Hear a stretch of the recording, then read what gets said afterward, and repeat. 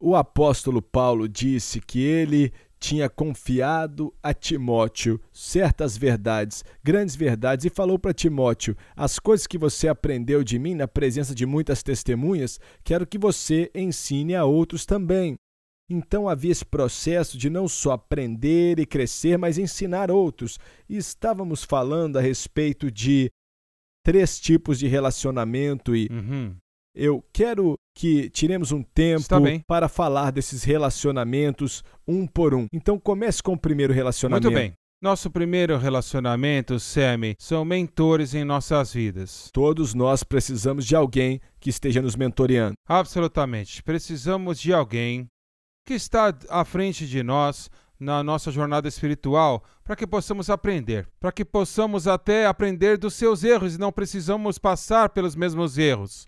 Mas pessoas que são mais sábias que nós na nossa jornada, que possamos gastar tempo com elas e assisti-las em suas vidas. Olha, quando eu tinha me convertido, eu e a minha esposa, nós estávamos nos vendo e nos apaixonando, e sabia que Deus tinha me chamado para fazer a obra de um evangelista. Então eu queria fazer isso e falei: Deus, eu não sei como começar.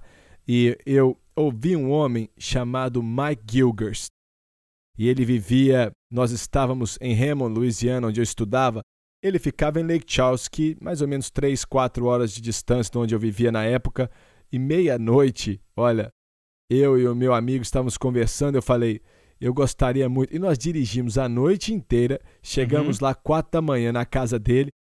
Ele não sabia que estávamos indo para lá. E ficamos dormindo no carro, na porta da casa dele, de manhã. Ele falou: o que vocês estão fazendo aqui? Eu falei: olha, queremos saber como nos tornamos um evangelista. E olha, durante os anos, ele se tornou um mentor para mim. Agora, ele não me falou o que fazer e tal, mas, olha, a pergunta que eu tinha, eu fazia para ele. Certo, eu buscava a ajuda dele. Certo. E ele estava fazendo essa obra, e estava ministrando.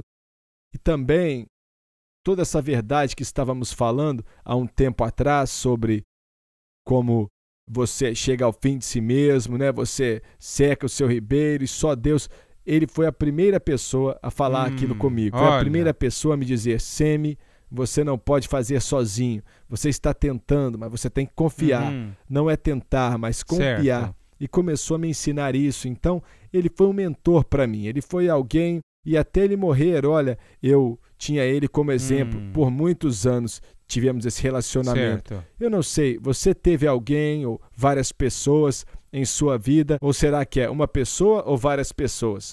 Para mim são muitos. Olha, eu tive mentores que me ajudaram em áreas diferentes da minha vida, sabe? Alguns não moram perto de mim, eu viajo para vê-los pelo menos 1 ou 2 vezes por ano, mas eu me lembro, um mentor que eu tive muitos anos atrás, quando eu tinha uns 20 anos, ele está no céu agora. Mas ele me levou debaixo de suas asas e, na verdade, é claro, eu era bem jovem, até para saber o que ele estava fazendo comigo. Agora eu posso ver, ele estava reproduzindo ele mesmo em mim. Mas eu estava aprendendo, ele gastava tempo comigo, me levava quando ele ia visitar as pessoas, ou conversar com as pessoas, e ele fazia eu fazer coisas que eram coisas que ele estava fazendo, e ele me trazia junto com ele, e ele me fazia perguntas. Você tem algumas perguntas? Eu me lembro uma vez sentado na sala, ele falou assim: pergunte qualquer coisa que você quiser me perguntar. E eu disse assim: bem, Dr. Scott, se você pudesse fazer tudo de novo, o que você faria diferente? E ele não hesitou em dizer assim: eu gastaria mais tempo com a minha família. Bem, ele foi um mentor para mim, olha, mesmo antes de eu ter filhos, gastar tempo com a família. Então, e acredito que isso é muito importante. Estávamos falando em sessões anteriores sobre levar a palavra de Deus, né? E receber a palavra e depois da aplicação. Um mentor é alguém que vive e te mostra como aplicar a palavra de Deus em sua vida. É isso mesmo que estamos falando? Sim. Então é alguém que meio que aprendeu como fazer aquilo, talvez esteja um passo à frente de você e pode te mostrar. Essa é a primeira coisa. Qual o segundo relacionamento?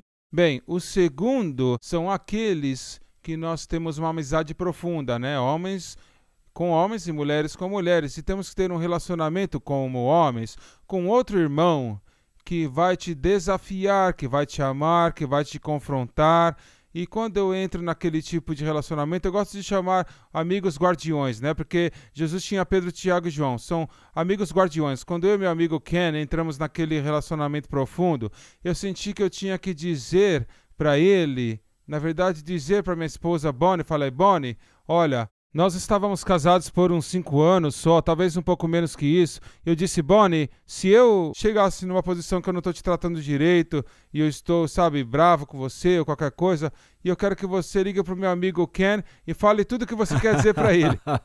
Agora, no fundo da minha mente, eu estava meio inocente, estúpido, pensando, ela nunca vai ligar, né? Mas ela perguntou para mim, você está falando sério? Eu falei, tô. E, sabe, então eu não pensei muito sobre isso, algumas semanas se passaram, o meu amigo me ligou e falou, ei, vamos tomar uma coca, vamos tomar uma coca. Então ele entrou no carro e começou a dirigir e disse o seguinte, olha, a Bonnie me ligou hoje. Eu falei, o quê? E a minha primeira reação foi o orgulho, eu entrei na carne e eu disse, como que ela pôde fazer isso? Mas ele falou assim, sabe, Corey, ela precisava me ligar. E no final daquela conversa eu estava quebrantado. Eu falei, Bonnie, obrigado, viu, por ter ligado o Ken hoje. E olha, me perdoa, sabe? Olha só, na verdade eu tinha um amigo chamado Ken também.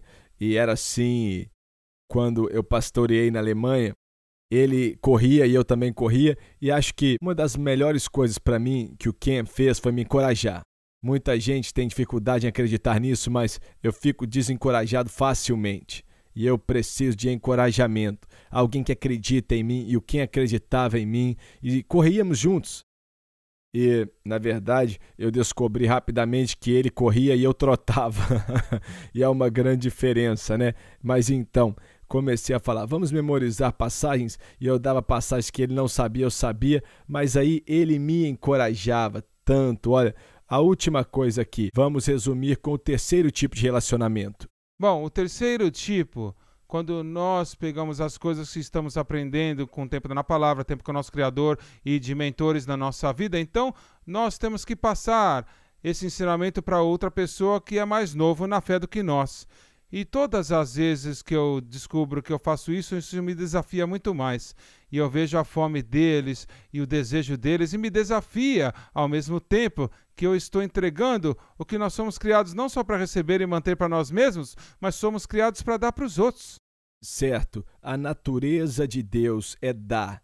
Ele é um Deus que dá. E a maioria das vezes falamos de um Deus que dá e sua natureza e parecer mais com ele, pensamos em dinheiro. Mas a nossa vida mesmo é isso que Paulo estava dizendo, que eu não só coloque a palavra de Deus em você, mas a forma na qual vivemos, ele disse para a igreja em Tessalônica. Então, nós estamos colocando a palavra, mas também passando a nossa vida, dar a nossa vida para outra pessoa. Isso é algo incrível. E, na verdade, João escreveu e disse, não há alegria maior do que essa, de ver os meus filhos andando na verdade. E uma das grandes alegrias que você pode ter em sua vida cristã é ajudar outra pessoa a crescer e a andar no caminho, caminhando com Deus, ajudá-los, né, com algumas coisas que você aprendeu. Certo. Então, existem 3 relacionamentos. Rapidamente, vamos resumir esses 3 para nós. Nos dê uma frase para cada um. Muito bem, precisamos de pessoas que estão adiante na nossa jornada cristã, que precisamos aprender mais com elas e pedir, né? Derrame sobre mim. Precisamos de mentores nas nossas vidas, pessoas que vão derramar. E depois precisamos, homens com homens e mulheres com mulheres. Precisamos de outros irmãos e irmãs no Senhor. Como dissemos, que podemos ter aquela amizade profunda, prestar contas, nos desafiar, crescer juntos, e precisamos pegar aquilo que nós aprendemos e derramar em outras pessoas ao mesmo tempo. Então, fazer discípulos, primeiramente é ser um discípulo e ser discipulado, para que você cresça na graça de Deus e então ter pessoas que você caminha com eles nesse processo e finalmente você compartilha e ajuda outra pessoa a crescer na fé deles e na caminhada deles com Deus. Então, faça discípulos de todas as nações.